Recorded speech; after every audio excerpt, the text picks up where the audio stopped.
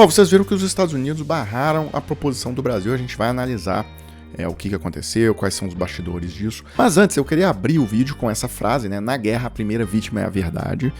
E mostrando uma operação que eu diria estado da arte do Hamas em termos de guerra comunicacional.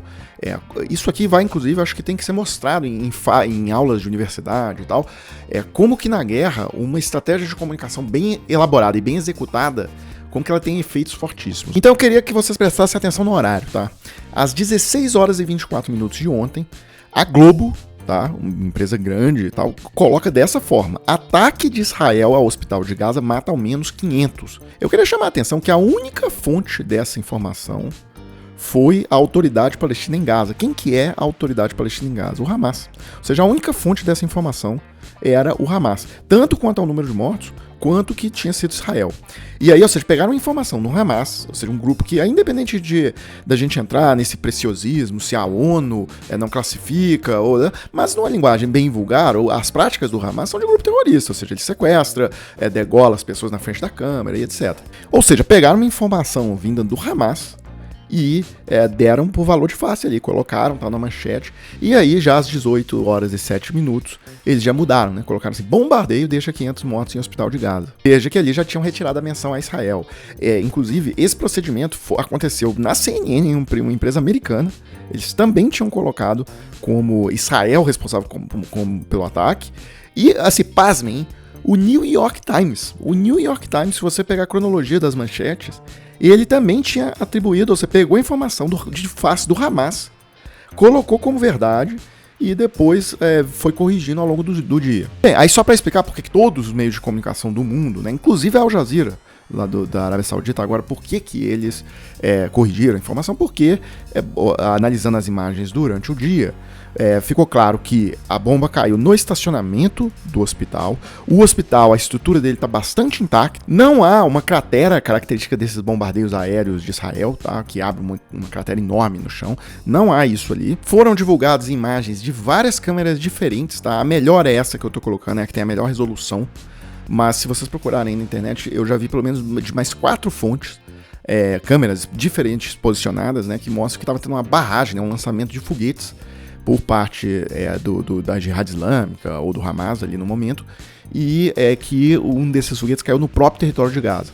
Já foram divulgados também os mapas, né, era um cemitério que fica atrás do hospital, e os foguetes foram disparados a partir dali. Então o hospital estava exatamente na reta ali do lançamento. O ponto vermelho é o cemitério, de onde partiu o lançamento, o ponto branco aí é o hospital. Para quem quiser saber mais do assunto, eu sugiro uma reportagem da BBC, que tem feito uma cobertura porca, né, desse evento. Ela entrou na onda, ela pegou a informação do Hamas, colocou a culpa mas pelo menos a BBC fez agora uma perícia, tá?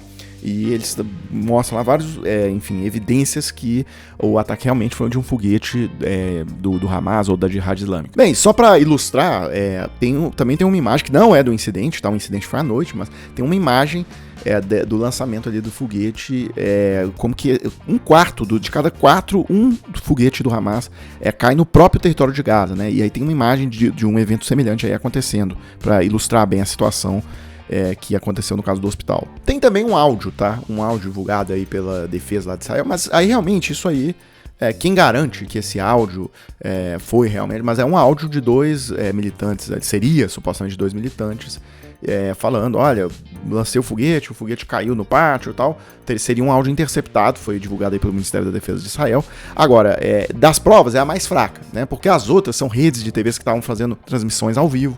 Então aí são realmente provas mais evidentes de que o foguete realmente partiu de Gaza. Bem, mas a intenção aqui é mostrar como que a guerra da comunicação, o Hamas deu um show, né? Simplesmente foi uma aula do Hamas. Inclusive a questão de 500 mortos, né? Todas as evidências mostram que, assim, dificilmente passou de 30 mortos, tá? Tem um repórter de guerra que cobre a guerra da Ucrânia. Ele foi o primeiro grande perfil que questionou isso. Olha, a gente cobre a guerra lá na Ucrânia, já vi vários ataques de foguete de Moscou contra pizzarias, contra shopping centers, contra apartamentos, e assim, o número médio ali é 5 mortos, 4 mortos, e os maiores eventos que já tiveram na história né, de 2 anos de guerra, com foguetes. Foi um evento que matou 40 pessoas, um bombardeio russo, e depois um que morreram 50 pessoas. Então ele já apontava ali que era outro ponto, né, que ele colocou, que era improvável também, por conta, assim, 20 minutos depois do ataque, já chegou essa informação dos 500 mortos. E ele falou, olha, lá na Ucrânia, pela experiência que a gente teve, você demora muito tempo, porque você tem que retirar os escombros, analisar, e demora até essas confirmações, contagens. Então, já estava muito claro também que esse número de 500 não chega a 10% disso. E como a guerra é disputada em vários frontes, o que ficou disso foi uma grande vitória, quase que militar, do Hamas, né? Porque ele conseguiu espalhar para o mundo todo a questão da fake news. Isso foi uma fake news, né? E a questão da fake news, a gente sabe que a principal técnica dela é que quem recebe o desmentido depois da fake news não são as mesmas pessoas que receberam a mentira, né? Então, as pessoas que, muita gente, a maior parte que acreditou na história, das 500 pessoas, que foi Israel mesmo que bombardeou, essas pessoas agora, elas não recebem a contra-informação, porque elas estão dentro de bolhas de comunicação e tal. Então foi um sucesso total do ponto de vista do Hamas. Aí, para fechar esse assunto, eu queria colocar esses 2 comentários que eu acho muito pertinentes, tá? O foguete do Hamas que caiu no estacionamento do hospital deve ter matado talvez uma dezena de pessoas. A imprensa, no entanto, vai conseguir muitos mortos, vítimas de antissemitismo e da revolta causada em países árabes por conta dessa cobertura vergonhosa. Bem, aí teve também esse meme que tá circulando aí, mostrando essa situação. Um terrorista ali do Hamas segurando um telefone e dizendo assim, alô BBC, foi Israel que fez isso, viu? Nós vamos providenciar as provas depois, tá? Acredite em mim, meu irmão. E um outro texto aqui, do diretor executivo do jornal Bild, tá? O principal jornal de maior tiragem lá na Alemanha. E ele colocando claramente, tá? Propaganda do Hamas não é jornalismo. Bem, agora eu passo para o segundo assunto do vídeo, que é a questão lá do veto que os Estados Unidos fizeram à resolução que o Brasil propôs lá na ONU, tá? Foram 12 países que votaram a favor, 2 se abstiveram, Rússia e Reino Unido. Bem, então para começar a análise disso, eu vou colocar primeiro digamos, o pronunciamento oficial da representante, né, da diplomata lá dos Estados Unidos na ONU. Estamos no terreno a fazer o árduo trabalho da diplomacia.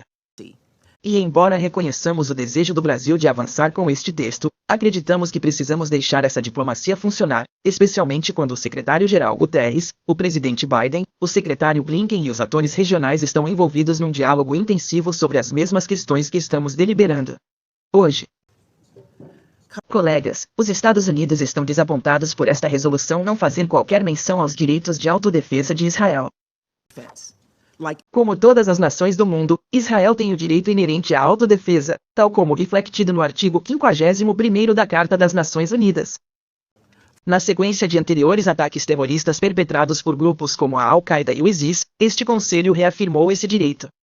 Este texto deveria ter feito o mesmo. Bem, eu quis saber os bastidores do negócio, porque essa decisão lá da embaixadora, da diplomata americana, eu queria saber as razões por trás desse movimento, até porque, até onde eu vi, a resolução do Brasil não trazia ali um cessar-fogo imediato, então, que era o que Israel não aceitaria, ou seja, Israel tem aquela argumentação de que eu fui atacado, e aí agora na hora que eu vou fazer a invasão lá para resgatar os meus reféns, aí vem resolução de ONU falando em cessar-fogo, né, a ONU que não impediu esse ataque no meu território, então essa é a justificativa de Israel.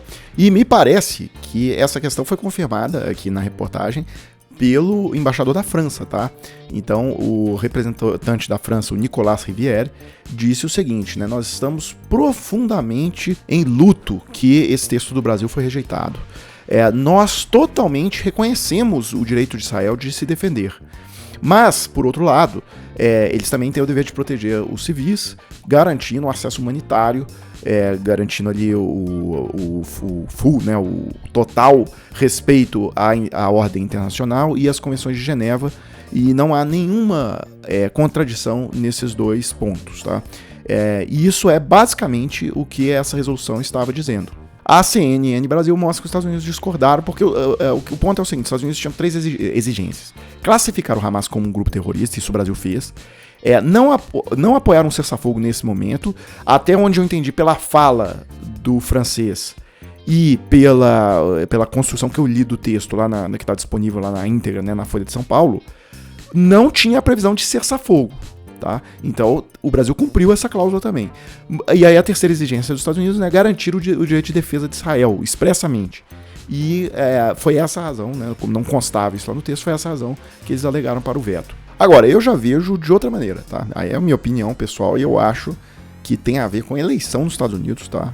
Você tem que pensar que tudo que o Biden faz daqui para frente é visando a eleição. Falta um ano exatamente, ele já entrou no ano da eleição, tá? No calendário eleitoral. Vai ser comecinho de novembro do ano que vem, dia 2 de novembro do ano que vem. Então tudo o que ele faz agora já é pensando diretamente na eleição e ele quer trazer a questão de que ele que resolveu a questão, né? Então ele, por exemplo, se você somar com essa notícia que saiu hoje, né, Israel autoriza a entrada de ajuda humanitária pelo Egito após pedido de Biden. E ele ainda também enviou 100 milhões de dólares de ajuda à Palestina. Ou seja, ele quer voltar dizendo que foi ele que resolveu a situação, porque basicamente a resolução do Brasil ia desembolar essa questão dos corredores humanitários para abastecer Gaza. E no fundo, as ações dele são no sentido de que, olha, eu resolvi, ele vai voltar para os Estados Unidos dizendo isso, eu resolvi a questão dos corredores humanitários, foi a minha ação lá que fez isso. Me parece o mais provável por enquanto, parece que o que faz mais lógica, tá? Mas se vocês tiverem alguma ideia, podem colocar nos comentários. Pessoal, então é isso, né? Eu fecho esse vídeo do Geopolítica na Veia e a gente se vê aí numa próxima oportunidade.